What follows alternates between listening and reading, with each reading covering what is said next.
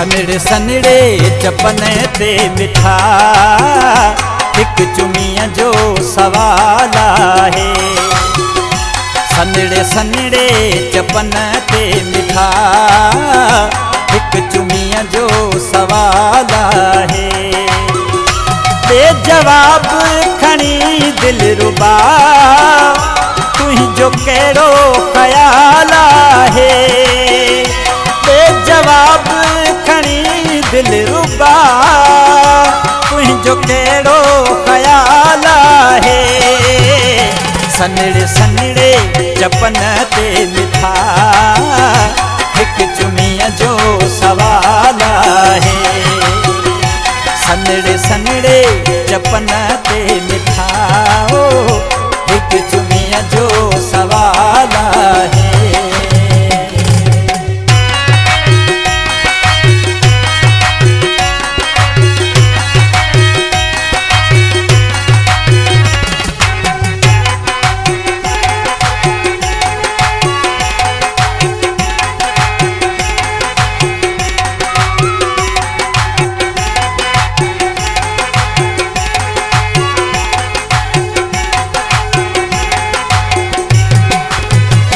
जहिड़ी सूरत अथई दिलरुबा तेरी सीरत ॾिनी थई खुदा।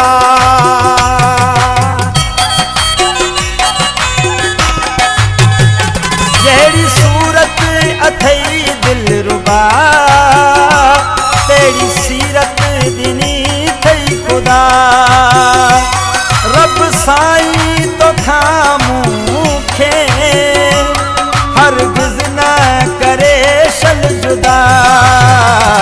मूं ते नज़रूं करम जूं खणो मुंहिंजो हीणो ही हाल आहे। मूं ते नज़रूं करम जूं खणो मुंहिंजो हीणो ही हाल आहे। बेजवाब खणी दिलरुबा जवाब खणी दिलरुबा तुंहिंजो कहिड़ो ख़याल आहे। सनड़े सनड़े चपन ते मिठा हिक चुमीअ जो सवाल आहे। सनड़े सनड़े चपन ते मिठा हिक चुमीअ जो सवाल आहे।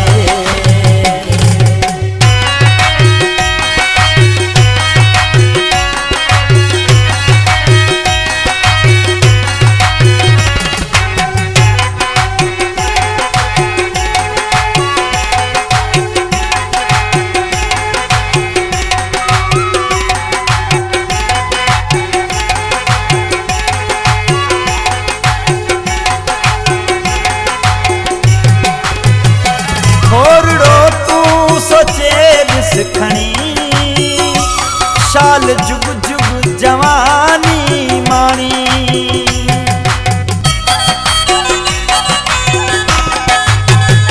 थोरड़ो तू सोचे ॾिस खणी शाल जुग जुग जवानी माणी। इहा सूंह सदाई तो सां हलंदी न सनम साणी। हर शइ ते मुंहिंजा मिठड़ा अचणो त सवाल आहे। हर शइ ते मुंहिंजा मिठड़ा अचणो त सवाल आहे।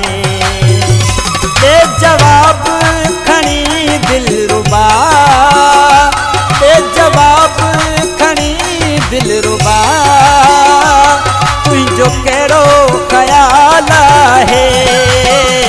सनड़े सनड़े चपन ते मिठा हिक चुमीअ जो सवाल आहे। सनड़े सनड़े चपन ते मिठा हिक चुमीअ जो सवाल आहे।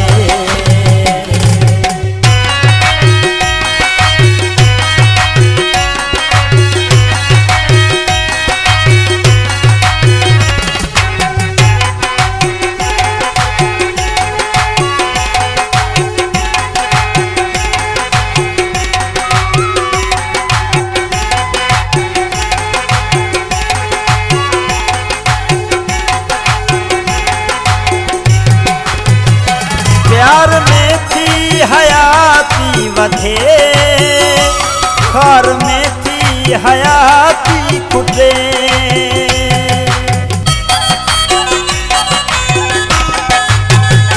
प्यार में थी हयाती वधे, खार में थी हयाती खुटे।